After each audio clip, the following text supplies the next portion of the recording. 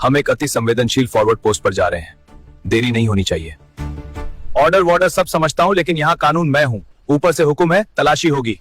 जवानों को नीचे उतारो और पीछे वाले ट्रक में क्या है दिखाओ। इंस्पेक्टर साहब, नियमों के अनुसार सिविल पुलिस को सेना के ट्रक खोलने की अनुमति नहीं होती। मैं यहाँ कानून देखता हूँ, आप शायद नियमों से परिचित नहीं। दूसरा ट्रक ऑर्डिनेंस ले जा रहा है, गोला बारूद, हाई ऑल्टीट्यूड की संवेदनशील कम्युनिकेशन उपकरण और आपातकालीन मेडिकल सप्लाई। आज फिर वही लंबी ड्यूटी, धूप भी जैसे सिर पर चढ़ी है। साहब, रास्ता बड़ा तंग है, गाड़ियां फंसने लगेंगी। ड्यूटी कर रहे हो या रास्ता नाप रहे हो? बैरियर ठीक से लगाओ, एक भी गाड़ी बिना जांच नहीं जाएगी। ठीक है, अब जांच शुरू करो। एक एक वाहन को रोको। जी साहब। दस्तावेज तैयार रखें, जांच में समय नहीं लगेगा। जी, एक एक करके आगे आइए। धूप आज कुछ ज्यादा ही तेज लग रही है साहब। ड्यूटी में मौसम नहीं देखा जाता रमेश, ध्यान जांच पर रखो। लेकिन धूप बहुत तेज है, लोग तंग आ रहे हैं। तंग वो होते हैं जो कानून तोड़ते हैं। तुम अपनी ड्यूटी करो, वर्दी धूप छांव देखने के लिए नहीं पहनी जाती।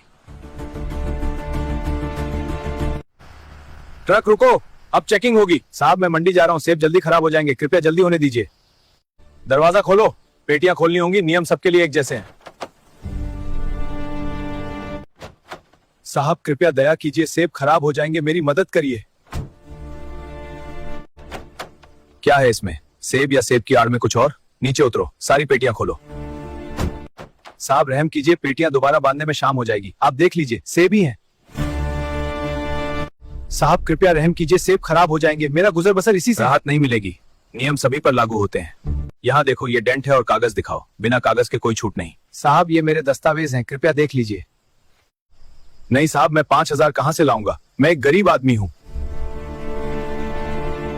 साहब, मेरे पास अभी पैसे नहीं हैं। अगर पैसे नहीं दोगे तो यह ट्रक थाने में बंद कर दिया जाएगा। साहब, ये पैसे ले लीजिए। चलो आगे बढ़ो, ध्यान रखो। ये पहाड़ी लोग सिर्फ लाठी की भाषा ही समझते हैं। जब तक डर न हो, पुलिस को कौन पूछेगा? राठौड़ साहब गरीबों को लूट रहे हैं। हाँ, बस अपनी जेब भर रहे हैं।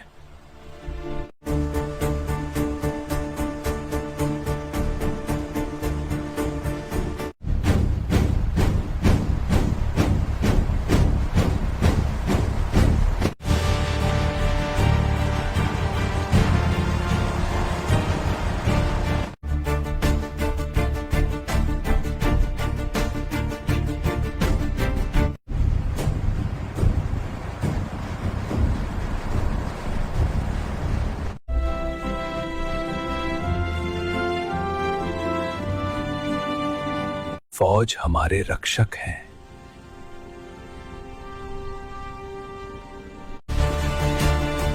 मैं सेना को भी रोकूंगा।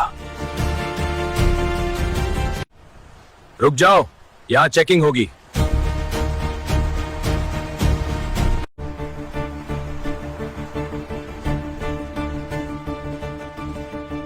इंस्पेक्टर साहब, कृपया बताइए क्या समस्या है? यहां सामान्य जांच चल रही है।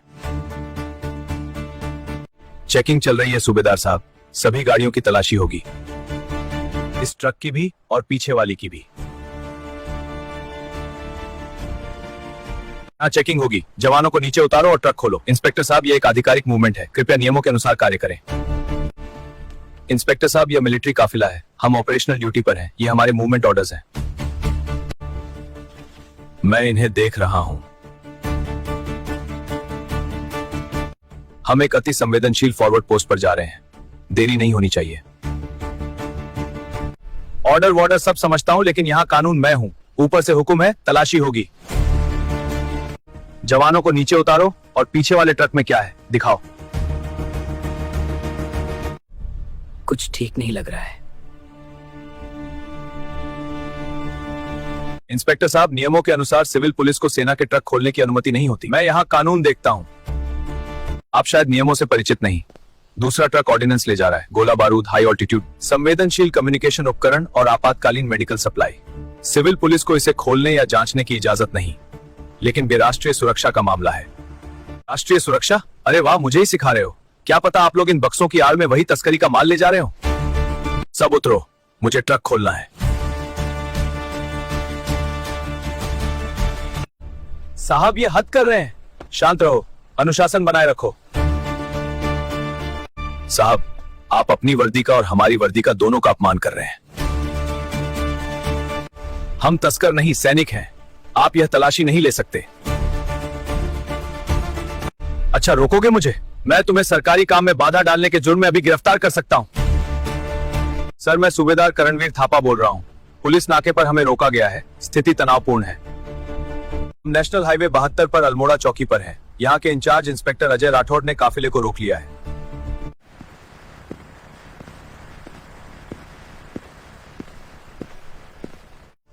इंस्पेक्टर साहब, मैंने अपने वरिष्ठ अधिकारी को स्थिति की जानकारी दे दी है। वे यहाँ आ रहे हैं।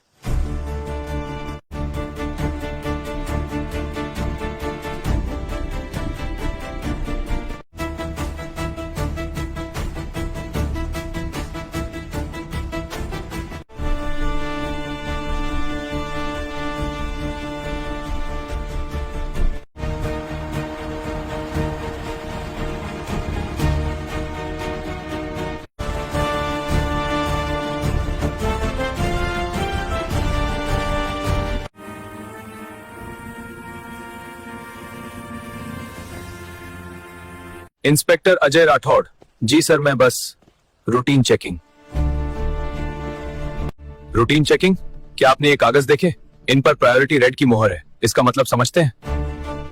इसका मतलब है कि इस काफिले को परमाणु हमले की स्थिति में भी नहीं रोका जा सकता, और आप इसे रूटीन चेकिंग के नाम पर रोककर खड़े हैं। आपको पता है दूसरा ट्रक क्या ले जा रहा है? वह उन जवानों के लिए जीवन रक्षक सामग्री है जहां आप शायद 5 मिनट भी सांस नहीं ले पाए। आपने ऑपरेशनल काफिले को 45 मिनट तक रोका रखा है। यह अनुशासनहीनता स्वीकार्य नहीं है। पर सर, मुझे तस्करी की खबर थी, आदेश थे। आदेश? तो क्या आपके आदेश आपको भारतीय सेना पर शक करने को कहते हैं?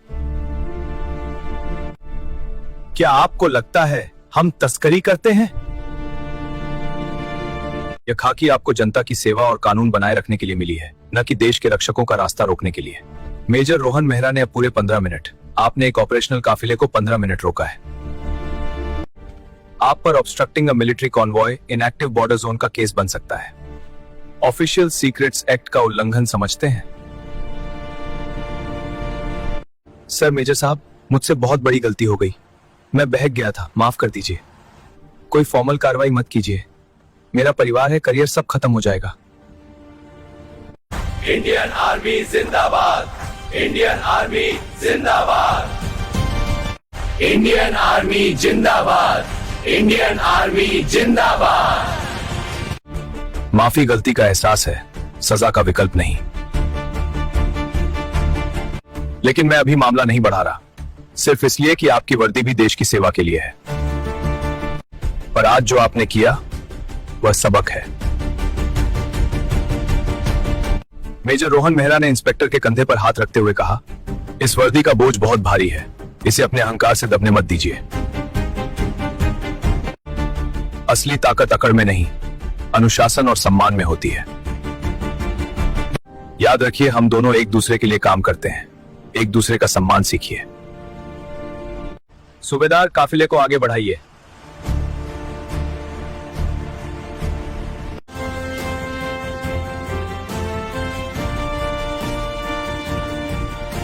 भारत माता की जय। इंडियन आर्मी जिंदाबाद।